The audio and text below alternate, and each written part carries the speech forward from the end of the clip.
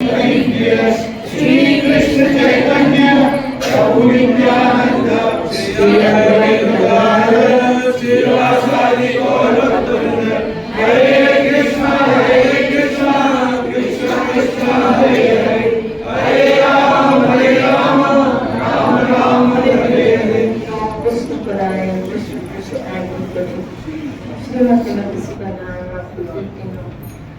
नमस्ते मधुसूदना कृपादिया दुर्लभ कृष्ण प्रत्यय सर्वदा हरे कृष्ण कृष्ण कृष्ण हरे हरे राम यहाँ माधुरी कदम विश्वनाथ चक्रवर्ती महाराज कह रहे हैं कि भक्ति रसामृत सिंधु में भी ये पद्धति जो बताई गई वो कह रहे हैं, एक श्लोक ले रहे हैं उन्होंने, भक्ति साधकों की हृदय में जो भक्ति के पथ पे चल रहे हैं, क्योंकि ईश्वर मार्ग पे चलने के लिए बहुत सारे रास्ते हैं। ज्ञान मार्ग में चलने वालों के लिए पथ कुछ अलग है, योग मार्ग में चलने वालों के लिए पथ कुछ अलग है, सांख्य योग, अष्टांग योग, हठ योग, बहुत सारे योग और बहुत बड़े कड़े नियम होते हैं उनके।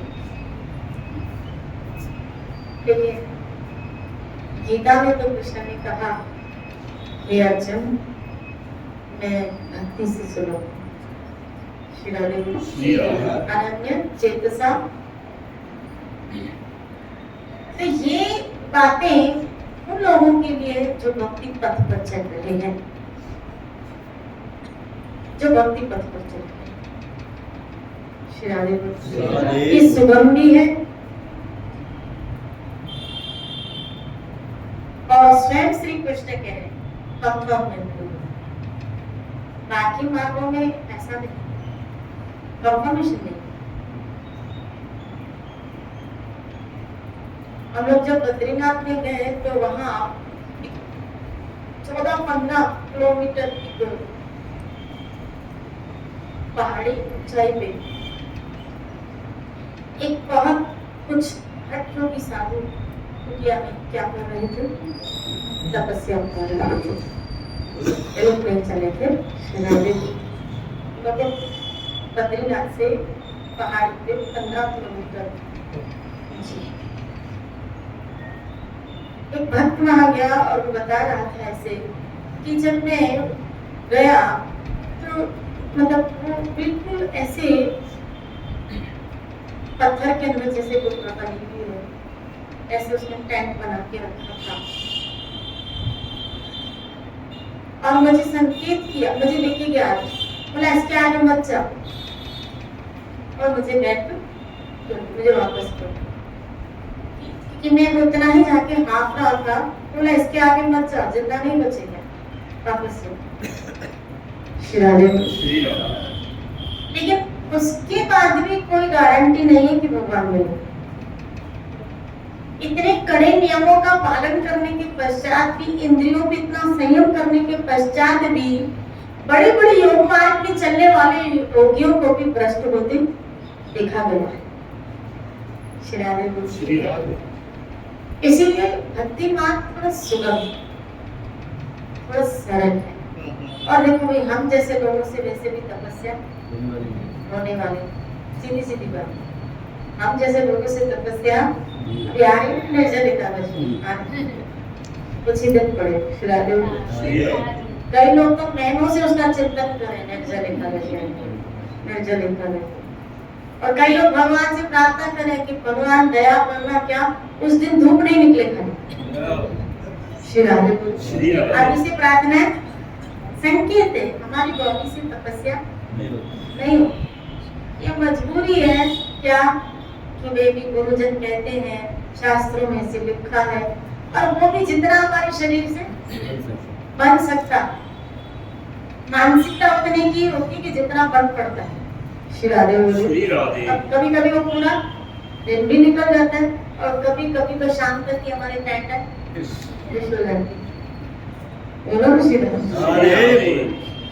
जिद करने को तो हम अपने शरीर से कर लेते हैं, लेकिन फिर उस जिद के बाद 2-3 दिन तक वो जिद हमारे शरीर के ऊपर भारी पड़ती है कि नहीं पड़ता?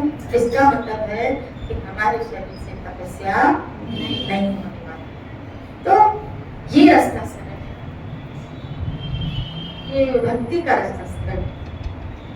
कोई कठिनाई नाम जप कर रहे, सत्संग में बैठे हो, जितना समय मिलता है हरि गुण गाते आए वो आकर बैठ गए, भगवान का नाम महिमा सुनी, हरि नाम महिमा सुनी, हरि कथा महिमा सुनी, भगवान के चरित्रों का जीवन धन इसी से बेड़ा। लोगों को ये बात नहीं सुनती ऐसे करने से क्या, हम इतना कुछ कर रहे हैं तो भी कुछ दान नहीं कर रही हो, तुम इतना करोगे तो तुम्हारी बात बन जाएगी। कभी कभी ज्ञान मार्ग में चलने वाले लोग भक्ति मार्ग में चलने वाले लोगों के लिए बोलते हैं ये तो आगे चल रहे श्री राधे बोले, बोलो ना श्री राधे। और भगवत गीता में कृष्ण ने क्या किया, 4 प्रकार के लोग मेरी शरण में आते हैं, इसमें जो ज्ञानी है ना वो मेरी शुद्ध भक्ति में लगता है। इसका मतलब है ज्ञान की पूर्णता भी भक्ति में, जिज्ञासा की पूर्णता भक्ति में, ध्यान की पूर्णता भक्ति में, ज्ञान की पूर्णता भक्ति में। और जिन लोगों को गुरु कृपा से आरंभ में भक्ति मिल जाए, भले उनको ज्ञान ना हो, इसीलिए तो भक्ति के पुत्र ज्ञान हो वैराग्य है ना, तो उसको आगे चल के ज्ञान तो होने ही वाला है। श्री राधे बोले, आप देखो मीराबाई बचपन से भक्ति मार्ग में चली, कोई ज्ञानी नहीं थी लेकिन भक्ति मार्ग में चली। कैसा आगे चल के ज्ञान हो गया कि इतने निपुण जीव गोसाई महाराज जिसने अनंत शास्त्रों की, भक्ति शास्त्रों की रचना कर दी, और जब मीरा से टकराता है तब घुटने टेक लेता है मीरा के आगे, प्रणाम करता है मीरा के आगे। क्या? जब मीरा ने कहा पुरुष तो खाली एक ही है। कितनी ज्ञान की उच्च अवस्था हो गई भक्ति करते करते कि स्त्री और पुरुष का भेद ही मिट गया, भेद ही मिट गया। जब व्यक्ति ईश्वर तत्व में खो जाता है, रम जाता है, डूब जाता है, तब उसका अस्तित्व ही समाप्त हो जाता है। स्त्री पुरुष का भेद ही मिट गया। और एक ही पुरुष दिख रहा है, उसका नाम है कृष्ण। हर जगह वही दिख रहा है, जीव में भी वही दिख रहा है, चराचर जगत में भी वही दिख, मुझ में भी वो, तुम में भी वो। क्या तो स्थिति है दिव्य। भक्ति इंसान को कितना उच्च मंच पे बिठा देती। तो यहाँ भक्ति साधकों के लिए बात है। भक्ति साधकों के हृदय में सर्वप्रथम श्रद्धा, तदंतर साधु संग, उसके पश्चात भजन क्रिया। ध्यान से सुनते जाओ। उसके बाद अनर्थ निवृत्ति। क्या क्या हो रहा है? पहले श्रद्धा, साधु संग, इसके बाद तीसरा भजन क्रिया। जिस पे चर्चा सीढ़ियाँ, तो ये सीढ़ियाँ गिनाई जा रही है कि आप देखो अपने आप को कि आप कौन सी सीढ़ी पे बैठे हो। श्री राधे बोलो।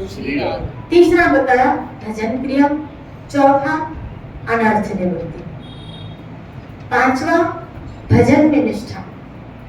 श्री राधे बोलो। निरंतर भजन में निष्ठा, यानी उसका इतना भजन बढ़ जाता है, भजन में इतनी निरंतरता और इतनी निष्ठा जागृत हो जाती है। तत्पश्चात रुचि, उसके पश्चात ब्रजेंद्र नंदन श्री कृष्ण में आसक्ति, तदुपरांत शुद्ध सत्व स्वरूप भाव, और उसके बाद प्रेम में होता है। श्री राधे बोलो। ये क्रम है, यानी प्रेम तक पहुंचने की ये सब सीढ़ियां। श्री राधे बोलो। आरंभ हो रहा है श्रद्धा, श्रद्धा होगी तो आगे की, उसके बाद साधु संग करोगे, फिर भजन स्टार्ट होगा, फिर अनर्थ निवृत्ति चालू हो जाएगी कि जो जन्म जन्मांतर के अनर्थ होंगे खत्म। उसके बाद निष्ठा, उसके बाद लोग श्री राधे बोले। उसके बाद रुचि, उसके बाद श्री कृष्ण में आसक्ति, उसके बाद भाव, उसके बाद प्रेम। भक्ति साधकों के हृदय में प्रेम आविर्भाव का यही क्रम बताया गया है। यही क्रम श्री राधे शुरू से देख कोई भी भक्त, कोई भी, अब कोई लगेज पहुंच जाता है, वो पूर्व संस्कार वश श्रद्धा इतनी प्रगाढ़ होती है संत में कि लगेज वो प्रेम तत्व तक जैसे रानी रत्नावती। आप देखो कि दासी के संग से जल्दी उसके अंदर प्रेम का बीज अंकुरित हो गया। इतनी साधुओं में श्रद्धा हो गई, निष्ठा ने इस तरह से जन्म लिया और इतनी वृत्ति आ गई कि प्रेम तत्व की चरम सीमा को उसने छू ली। श्री राधे, ये उसके पूर्व के संस्कार, क्योंकि उसके अनर्थ कम थे, उसके अनर्थ कम थे। और जिस जीवात्मा के अनर्थ ज्यादा होते हैं तो उसको प्रेम तत्व तक पहुंचने में भी थोड़ा टाइम लगता है। श्री राधे, समय लगता है। श्री विश्वनाथ चक्रवर्ती महाराज ठाकुर ने इस ग्रंथ में श्रद्धा से लेकर प्रेम के आविर्भाव तक के प्रत्येक स्तर के लक्षण और अपराध आदि से अनर्थ की निवृत्ति अत्यंत सहज तरह से बताया है। भक्ति साधकों के लिए ये ग्रंथ प्रकाश स्तंभ की भांति पथ प्रदर्शन करेगा, इसमें तनिक भी गुंजाइश नहीं है।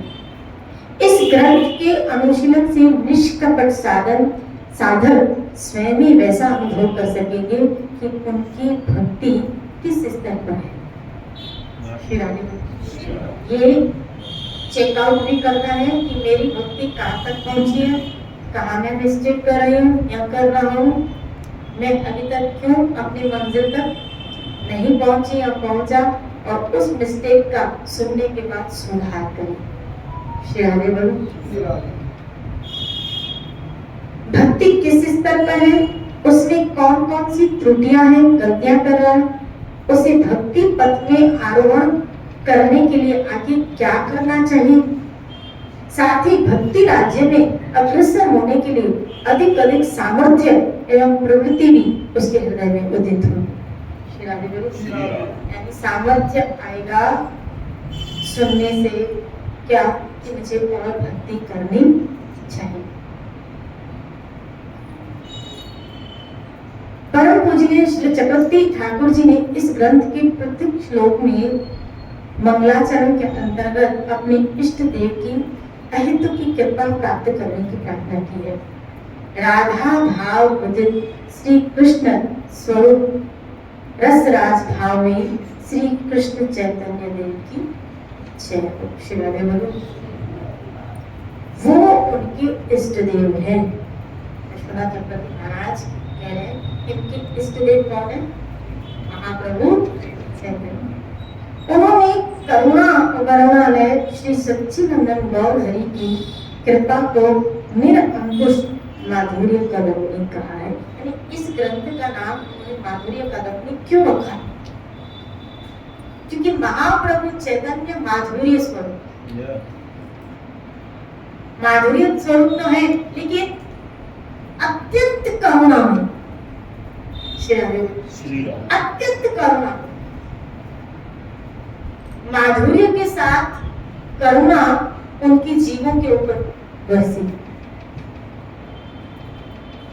जल से भरे हुए मेघों की लंबी पंक्ति या मेघमाला को कादम्बनी कहते हैं। श्री राधे बोले। कादम्बनी किसको कहते हैं? यहाँ कहा जल से भरे मेघों की लंबी पंक्ति को कादम्बनी कहते हैं। अतः माधुर्य कादम्बनी का तात्पर्य है माधुर्य रूप अमृत की वर्षा करने वाली मेघमाला। इसीलिए ग्रंथकार ने अपने इस ग्रंथ का नाम माधुर्य कादम्बनी रखा, जो माधुर्य से लबालब बना हो। तो कृष्ण आपको पता है क्या? वो सुंदरता की महान है। श्री राधे बोले रसराज है, इनसे बढ़कर कोई सुंदर है ही। एक बार जब भी किसी ने इसको देखा इनका दीवाना हो, चाहे रसखान ने देखा, चाहे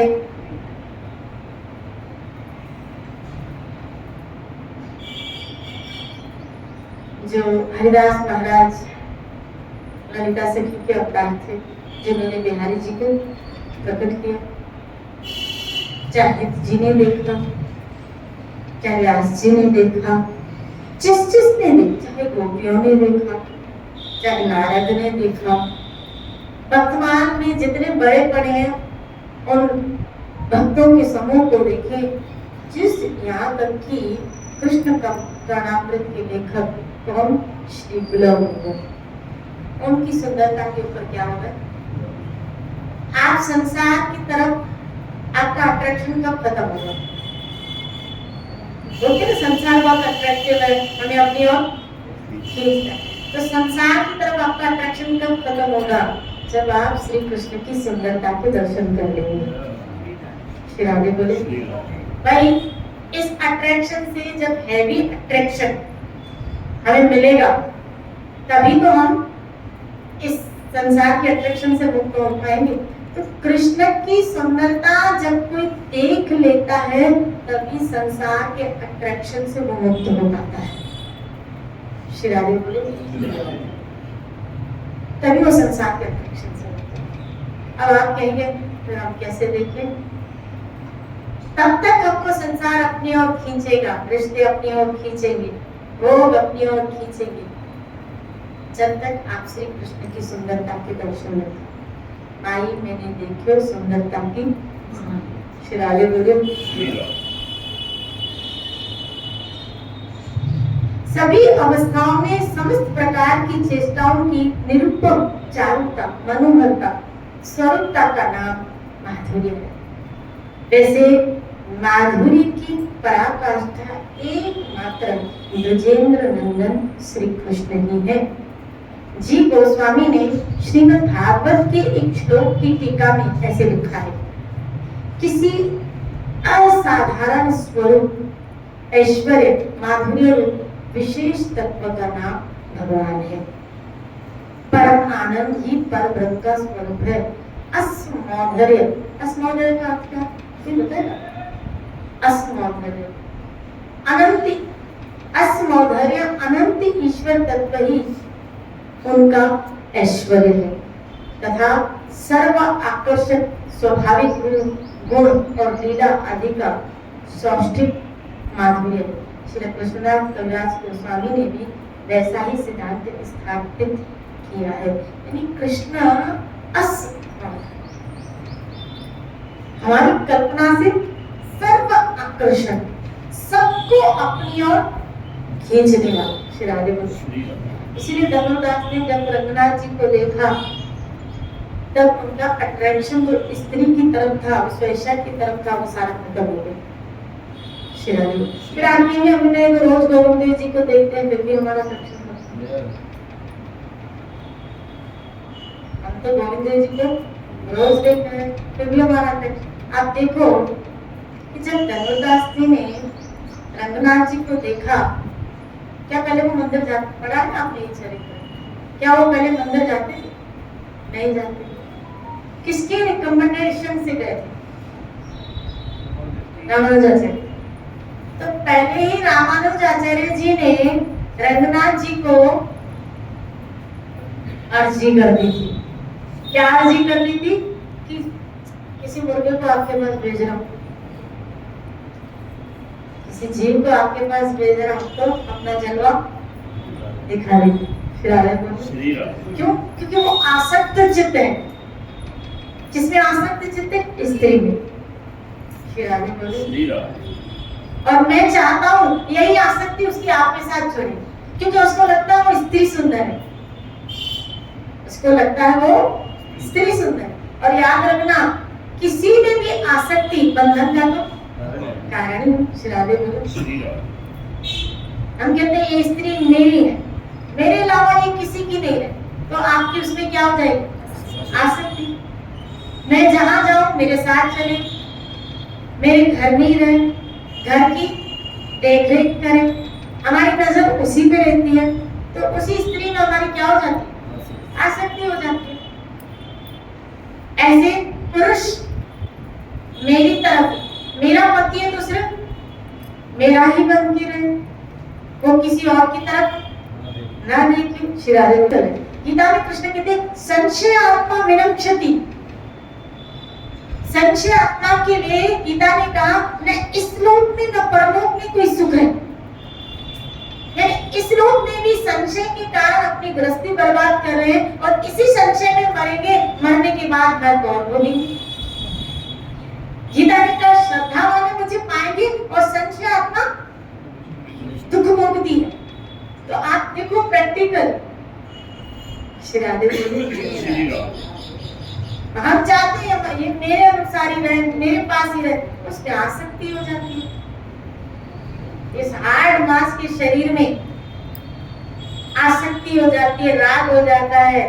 धन्य है जब तुलसीदास जैसी पत्नी किसी को मिले, चिंतामणि जैसी सोच किसी को प्राप्त हो। जब कह दे हो इस हार्ड मांस के शरीर में इतनी आसक्ति रखे हो, इससे थोड़ी भी आसक्ति आराम में रखोगे तो तुम्हारा उद्धार हो जाएगा। श्री राधे बोले आप प्रभु में रखो। एक दूसरे के हार्ड मांस के शरीर में आसक्ति रखे हुए हो, ये मेरा ये मेरा ये मेरा। एक दिन छूटने वाले शरीरों में मैं करके मूर्खा मिटाना मन का गुमान। मेरी है तो मेरे अनुसार चले, मेरा है तो मेरे अनुसार चले। कब तक तुम्हारे अनुसार, कब तक तुम्हारे अनुसार। श्री राधे बोले मेरा है। किसी से बात करते हुए देखेंगे ना, आज का जमाना थोड़ा फॉरवर्ड है। कभी कभी काम नहीं, अब मान लो ये शॉप में है तो कोई लेडी कस्टमर आए, शॉप भी ऐसा है तो लेडी कस्टमर आए और अगर पत्नी शंका करे, जैसे वो श्रील प्रभुपाद एक उदाहरण में लिखे हैं, वो एक घटना सुनाते हैं कि एक वो था क्या तो बाल काटने वाला। अब ऑब्वियसली सैलून जो बाल काटता था, तो जब बाल काटता था तो कुछ बाल उसकी शर्ट पे बहुत छाटा पुटी करके आता था। तो जब भी घर आता तो कभी आम लेके आए, कभी टेबल लेके आए, कभी क्या। तो आम की सीजन में तो आम लेके बोला आज पत्नी को बड़ा खुश करता है, आम लेके आए। तो बड़े भाव से बेचारा वो आम लेके आए। वो आम तो ले लेती, लेकिन उसके बाद जब पहली काम करती उसकी शर्ट चेक करती, और जब शर्ट चेक करती और कुछ बाल मिलते तो बोलते हाँ आज काले बाल वाले से मिलते हैं।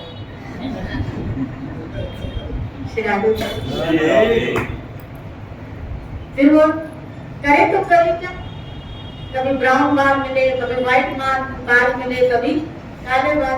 एक दिन उसने टाटा घर से एक ड्रेस पैक की और ड्रेस पैक करके बोला आज कपड़े ही चेंज करके आपका आपको धोके तो आपको कुछ मिलेगा। तो उसने क्या किया, आइसक्रीम रबड़ी मलाई सब लिया, ड्रेस चेंज करके ड्रेस धो के आया और खुश हुआ। बोला आज तो इसको कोई बाल मिलने वाला नहीं। शिरारे बोला लो आज मैं क्या लेके आऊं, आइसक्रीम लेके आओ खाओ।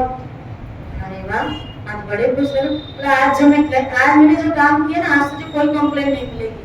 चेक करने लगी, बोला हाँ आज कल किसी टकली से मिलके आया। वो बेचारा बोला हाथ पकड़ लिया उसने अपने सर पे कि इस माई के स्वभाव को बदल नहीं सकता। शिरादे बोले शंका आत्मिक व्यक्ति के विचार को, उसकी बुद्धि को हम बदल, जिसके मन में शंका है, जिसके मन में शंका है वो गहरी खाई में गिर जाता है। श्री राधे बोले उसको कोई वहां से कर निकाल नहीं सकता।